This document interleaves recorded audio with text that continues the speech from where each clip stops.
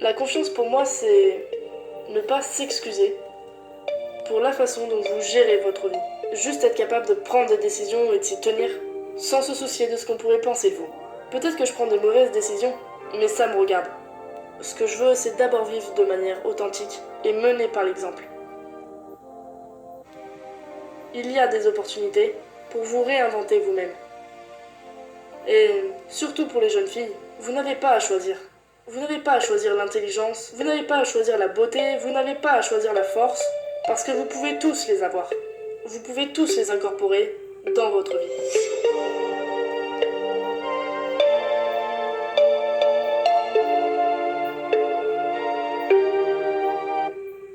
J'ai eu peur cette année lorsque j'étais blessée. Et... Comme ne pas pouvoir revenir ou... Exactement. Je vais être parfaitement honnête avec vous. Je lutte toujours avec ça aujourd'hui. Et quand vous êtes blessé, vous perdez cette confiance en tant qu'athlète.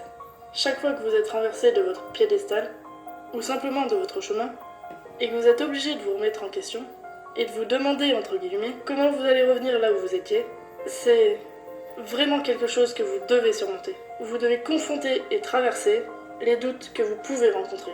Et je pense que, pour moi, la peur me permet de me recadrer, et de penser que, même si je ne devais pas revenir là où j'étais, cela contribue à faire de moi une meilleure personne pour l'avenir, tout en continuant à saisir les nouvelles opportunités. À partir de quand avez-vous développé cette notion selon laquelle la peur est un guide? Et comment l'utilisez-vous maintenant à travers ce que vous traversez? C'est intéressant parce qu'en fait, littéralement pendant toute mon enfance, je n'étais pas du tout une preneuse de risque. Et je ne me considère toujours pas à ce jour comme une preneuse de risque.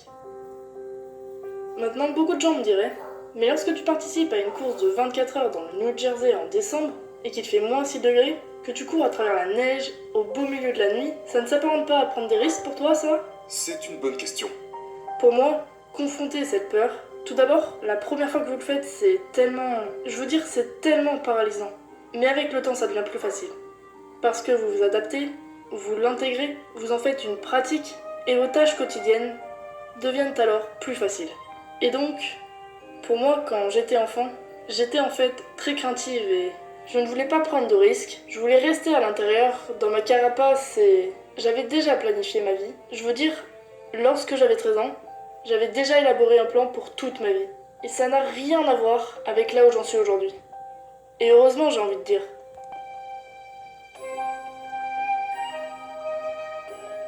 Je pense que c'est à travers les expériences qui m'ont le plus mise au défi, et au fait de m'être dressée devant elles, d'avoir embrassé la peur, accepté la douleur, que j'en suis arrivée là aujourd'hui.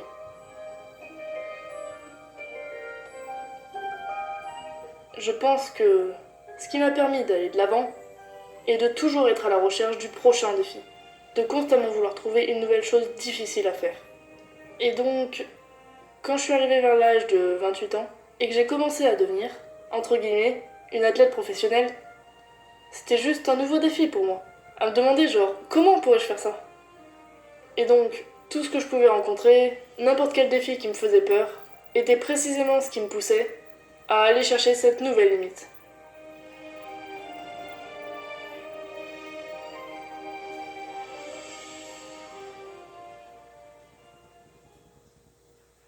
Je n'aime pas les appellations, parce que j'ai réalisé il y a déjà longtemps que je n'ai pas à rentrer dans aucune case préétablie, parce que nous pouvons constamment nous réinventer.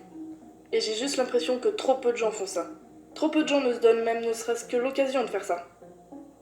Si nous regardons l'intégralité d'une tâche, il est très facile de se laisser submerger. Et donc, pour moi, quand vous commencez une course de 24 heures, que vous entamez une course de 160 km, et puis que vous regardez l'heure et vous vous rendez compte, il me reste véritablement 22 heures de course là, et je suis déjà épuisée. Et c'est là que les gens abandonnent. Donc au lieu de ça, je me dis, cette course s'annonce pleine d'obstacles à surmonter. Parce que je vais immanquablement passer par des hauts et des bas.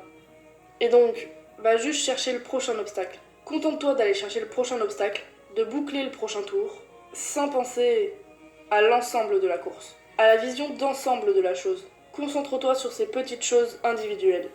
Donc c'est ce qui me permet de traverser autant de douleurs et autant de difficultés. C'est le simple fait de ne pas penser à la tâche dans son ensemble, de ne pas penser aux 20 prochaines heures qui me séparent de la ligne d'arrivée, mais juste à la prochaine étape.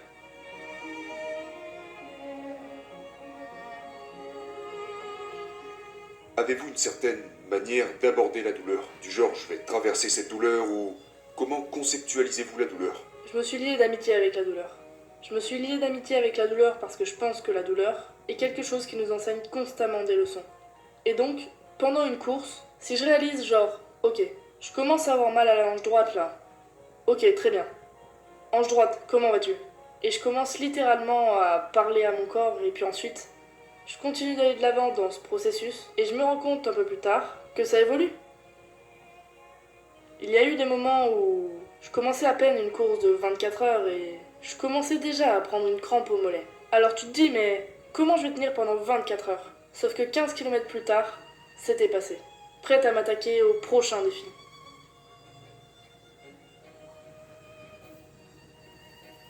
En fait, il existe une telle connexion entre le corps et l'esprit que si vous parvenez à parler à votre douleur physique, je trouve que ça devient beaucoup plus facile à gérer.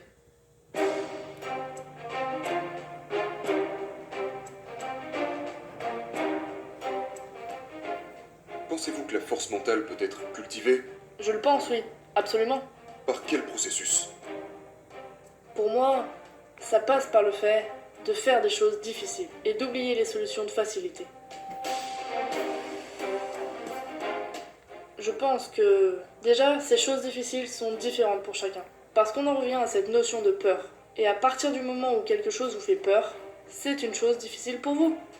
Par exemple, j'ai réalisé très tôt quand j'essayais de devenir avocate, j'avais toujours cette idée que je voulais être procureur sur scène et des choses comme ça, mais j'ai réalisé, je ne parle pas très bien en public.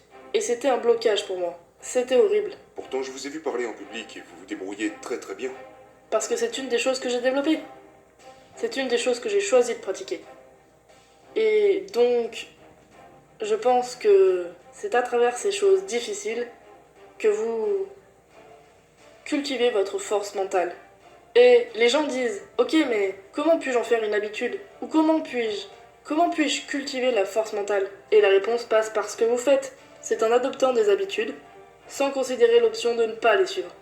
Vous choisissez quelque chose, vous l'incorporez dans votre routine, qu'il s'agisse de vous lever 30 minutes plus tôt tous les jours, pour pouvoir passer la porte de chez vous et aller courir, sans même vous laisser le temps d'y réfléchir. Vous ne vous donnez pas la possibilité de ne pas le faire. Parlez-nous du fait de s'entraîner dans des conditions non idéales. Parce que c'est une des tactiques que vous utilisez, n'est-ce pas? Oui, c'est vrai. Donc, par exemple, quand il pleut, allez courir. Beaucoup de gens, s'il pleut, s'il neige, ils disent je vais monter sur le tapis roulant aujourd'hui. Pourquoi? Vous savez, c'est facile, c'est ennuyeux. Mais si vous... Par exemple, j'aime courir quand il fait froid, quand il fait sombre, et... Parce que vous savez qu'en le faisant, vous deviendrez plus forte. C'est pour ça que vous aimez ça. Eh bien, il y a aussi ce côté où je me sens plus vivante. J'aime être en pleine nature, donc je me sens plus vivante. Mais je pense aussi que, oui, ça vous force à traverser des choses difficiles dans des conditions non idéales qui vous aident indirectement à cultiver la résilience. La résilience est un mot assez étrange parce qu'il implique tellement de choses différentes. Mais je pense avant tout que s'entraîner dans des conditions non idéales vous permet de cultiver votre volonté, votre dynamisme et surtout votre discipline.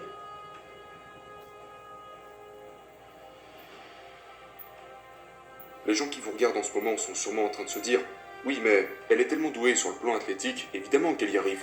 Mais avant de commencer ces courses, vous ne pouviez en fait même pas faire une seule traction, si je ne me trompe pas. Non, même pas. En fait, j'étais très faible en termes de performance physique. Et j'ai passé 6 mois à essayer de faire des tractions pour me préparer à ma première course d'obstacles. Et je n'y arrivais pas. Je n'y arrivais pas. Et je suis quand même allée à cette course. J'ai échoué sur tous les obstacles parce que je n'avais aucune force et j'ai adoré ça. Parce que pour moi, je me retrouvais avec ce nouveau défi en face de moi. J'étais comme, je suis vraiment mauvaise à ça. Essayons de devenir meilleurs.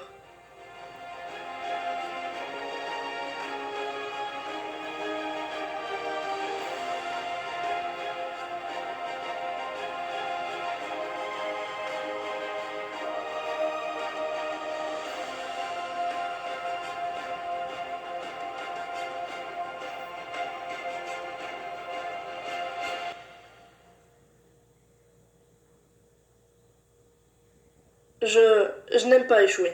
Personne n'aime échouer. Et donc, c'est devenu une sorte de défi que je voulais absolument surmonter. C'est une des choses dans lesquelles j'ai échoué, donc ça sera ma prochaine étape à franchir.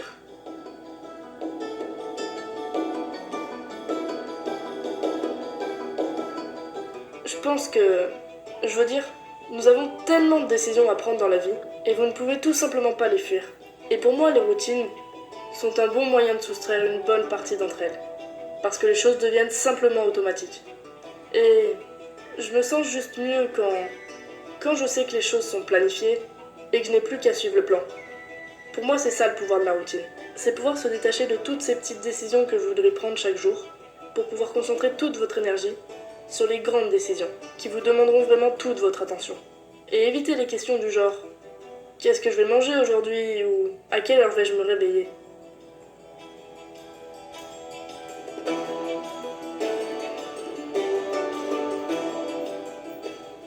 Que diriez-vous à une jeune fille qui a du mal à se sentir à sa place? Je sais ce que ça fait que d'être une adolescente qui ne sait pas trop où elle va. Je me souviens à quel point c'était difficile pour moi à cet âge. Et maintenant, avec les réseaux sociaux, c'est juste... ça me dépasse complètement. Mais... je pense que... en particulier pour... les jeunes filles, je vous dirais... ne vous limitez pas vous-même. Ne vous étiquetez pas vous-même. Et... cherchez constamment à briser les barrières et repousser vos limites. Ne cédez pas à ce qui est populaire, car ce qui est populaire n'est pas forcément ce qui est juste. Donc, mettez-vous au défi physiquement, mettez-vous au défi mentalement, et, vous savez, cherchez à briser ces barrières.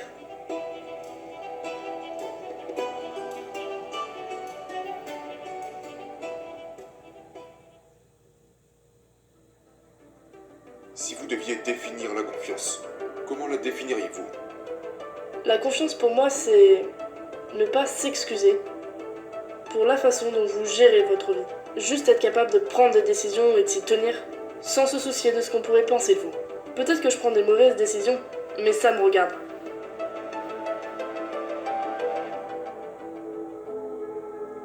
Ce que vous voulez avoir sur le monde. Ce que je veux, c'est d'abord vivre de manière authentique et menée par l'exemple. Et le message que je veux transmettre, c'est que vous n'êtes pas obligé de rentrer dans ces cases.